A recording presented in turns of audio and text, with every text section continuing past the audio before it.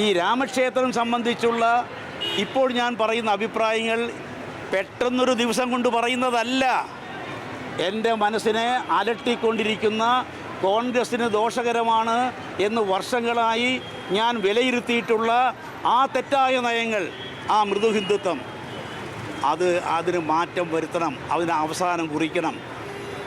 നെഹ്റുവിൻ്റെയും ഇന്ദിരാഗാന്ധിയുടെയും മതേതര മൂല്യങ്ങളിലേക്ക് അത് ഉയർത്തിപ്പിടിക്കണം, അതിലേക്ക് മടങ്ങണം എന്ന് ആവശ്യപ്പെട്ടത് അതുകൊണ്ടാണ്.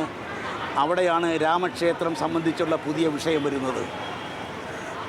ഈ കാര്യത്തിൽ രാമക്ഷേത്രം സംബന്ധിച്ച പരിപാടിയിൽ പങ്കെടുക്കാൻ ക്ഷണം കിട്ടിയപ്പോഴേ അത് നിരാകരിക്കേണ്ടതായിരുന്നു, അത് നിരസിക്കേണ്ടതായിരുന്നു. ഒരു കാര്യം വളരെ വ്യക്തമല്ലേ, നരേന്ദ്രമോദി ആഘോഷമായി വർഗീയ വികാരം ആളിക്കത്തിക്കുക, വെറുപ്പിൻ്റെയും വിദ്വേഷത്തിൻ്റെയും അടിസ്ഥാനത്തിൽ ജനങ്ങളെ ഭിന്നിപ്പിക്കുക, ഇങ്ങനൊരു നയവുമായി നരേന്ദ്രമോദി വ്യക്തമായ അജണ്ട, വർഗീയ അജണ്ട വെച്ച് പുലർത്തിക്കൊണ്ട്, എന്തിനേറെ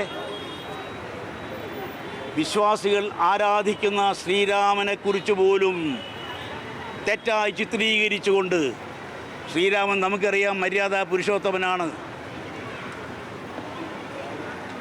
രാജ്യം നേടിയെടുക്കാൻ വേണ്ടി പടവെട്ടിയ ആളല്ല, ത്യാഗം സഹിച്ച പുണ്യപുരുഷനാണ്.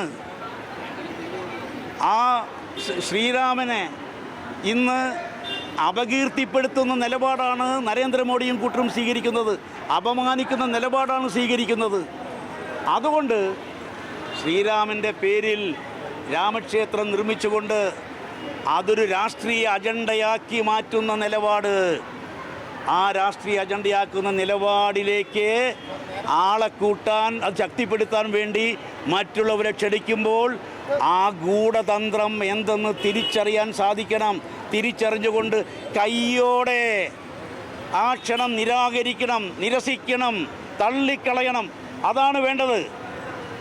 അതല്ലാതെ അതൊക്കെ ചർച്ച ചെയ്ത് തീരുമാനിക്കും എന്ന് പറയുന്നതിൻ്റെ ആ പൊരുൾ എനിക്ക് മനസ്സിലാകുന്നില്ല.